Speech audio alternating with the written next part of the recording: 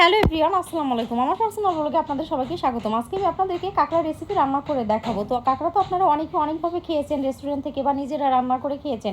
আমি কিন্তু এর আগে তিনবার কাঁকড়া রান্না করে খেয়েছি, রেস্টুরেন্ট থেকেও কিন্তু খেয়েছি। তো আমার কাছে তেমন কিন্তু ভালো লাগেনি। তো আমি আজকে যে আমার একটি সিক্রেট মশলা দিয়ে ঘরোয়া পদ্ধতিতে অন্যরকম আমার স্টাইলে যেভাবে কাঁকড়া রান্না করেছি সেইভাবে কিন্তু বেটার হয়েছে, অসাধারণ কিন্তু হয়েছে। আপনারা নিজেরাও খেয়ে দেখে তারপরে বুঝতে পারবেন।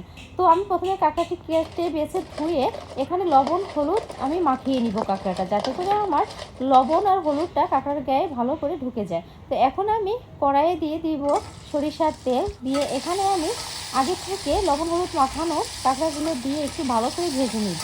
একটু মশমশা করেই ভেজে নিব, মশমশা হলে হয় কি খেতে বেশি ভালো লাগে। তো দেখতেই পাচ্ছেন আমি কীভাবে ভেজে নিচ্ছি। তো আপনারাও কিন্তু আমার মতো এইভাবে কিন্তু ভেজে নেবেন। আমার কাঁকড়াটা ঠিক এইভাবে আমি ভেজে নিয়েছি, এখন নামিয়ে নিব। এখন আমি কড়াইয়ে দিয়ে দিব একটু সরিষার তেল। সরিষার তেলে দিলে হয় কি কাঁকড়া রান্নাটা খেতে বেশি ভালো লাগে। এখন দিয়ে দেবো কিছুটা পেঁয়াজ কুচিটা দিয়ে একটু নেড়ে চেড়ে পেঁয়াজটা একটু হালকা করে ভেজে নিব। আমি বেশি কিন্তু পোড়াবো না। তো মোটামুটিভাবে যখন আমার পেঁয়াজটা একটু বাদামি আকারে ভাজা হবে, তখন আমি এখানে আদা বাটা, রসুন বাটা, জিরা বাটা, পেঁয়াজ বাটা ও শুকনো মরিচ বাটা আমি সব মশলা কিন্তু পাটায় বেটে নিয়েছি। তো এখন একটু পেঁয়াজ ও তেলের সঙ্গে মশলাটা কষিয়ে নিচ্ছি। তো যখন আমার পেঁয়াজের সঙ্গে ভালো করে মশলাটা কষানো হয়ে যাবে, তখন আমি দিয়ে দেবো স্বাদ মতো লবণ ও দিয়ে দেবো একটু হলুদ, দিয়ে আরও কিছুক্ষণ ভালো করে কষিয়ে নেব। আপনারাও কিন্তু লবণ আগে অল্প পরিমাণে দিবেন, পরে চেক করে নিয়ে তারপরে দেবেন, নাহলে কিন্তু তেতো হয়ে যাবে। তো মশলাটা দেখতেই পাচ্ছেন আমার কত সুন্দর কষানো হয়ে গেছে এবং মশলা দিয়ে তেল ছেড়ে দিয়েছে। এখন আমি সিক্রেট মশলাটা দিয়ে দিচ্ছি। এখানে জয়ত্রী, জয়ফল, শাহি জিরা, মিষ্টি জিরা, এলাচ, লং, দারচিনি, গোলমরিচ দিয়ে আমি একসঙ্গে হালকা করে ভেজে করে নিয়ে এখানে গুঁড়ো করে নিয়েছি। এখন এই মশলাটা দিয়ে আর একটু কষিয়ে নিয়ে সামান্য পরিমাণ পানি দিয়ে দিব, যাতে করে আমার মশলাটা আরও ভালো করে একটু কষানো হয় এবং মশলাটার স্বাদ দ্বিগুণ বেড়ে যায়। তো মশলাটা আমার ভালো করে কষানো হয়ে গেছে, মশলা দিয়ে তেল ছেড়ে দিয়েছে।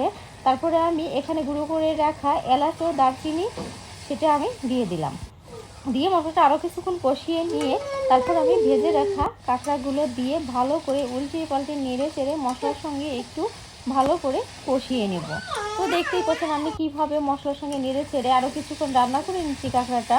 তো কাঁকড়াটা রান্না কিন্তু অসাধারণ হয়েছে, খেতেও কিন্তু দারুণ হয়েছে। আমার তো মুখই খেয়ে তো আমার বাচ্চারাও কিন্তু একটি বারবার করে ঘুরছে আর খেয়েছে আর বলছে আম্মু তুমি আর একটু বেশি করে রান্না করলে না কেন। তো আমি বললাম বাবা আবার তোমাকে এনে আবার রান্না করে দেব। তো যাই হোক, আপনারা নিজেরাই রান্না করে খেয়ে দেখবেন, তারপরে বলবেন, হয়তো বলবেন আমি একটু বেশি করে বলছি না। তো আপনাদেরকে এই যে আমি কাঁকড়াটা যেভাবে রান্না করে দেখালাম, প্লিজ আপনারা এইভাবে আমার মতো করে আপনারা একটু রান্না করবেন। এই দেখতেই পাচ্ছেন রান্না করে একদম রান্না দিয়ে কিন্তু তেল ছেড়ে দিচ্ছে আর মশলার কোনো কাঁচা ভাব নেই, কীভাবে গাঢ় হয়ে গেছে, একটুও কিন্তু পানি নেই। তো আপনারাও কিন্তু এইভাবে বাসায় কাঁকড়া রান্না করে খেয়ে দেখবেন, খেতে কিন্তু দারুণ লাগবে। তো আপনারা কিন্তু এইভাবে যখন কাঁকড়াটা বাসায় রান্না করে খাবেন, তখন কিন্তু আপনারা রেস্টুরেন্টে যেয়ে কিন্তু খাওয়ার কথাই কিন্তু ভুলে যাবেন আর বারবার ভাববেন যে না বাসায় আজকে থেকে রান্না করে খাবো। তো দেখতেই পাচ্ছেন আমার কাঁকড়ার রান্নার কালারটা কেমন অসাধারণ হয়েছে, এটি খেতেও কিন্তু দারুণ হয়েছে। তো যাই হোক, আমার রেসিপিটা যদি ভালো লাগে থাকে লাইক ও সাবস্ক্রাইব করে আমার পাশে থাকবেন। আল্লাহ হাফেজ।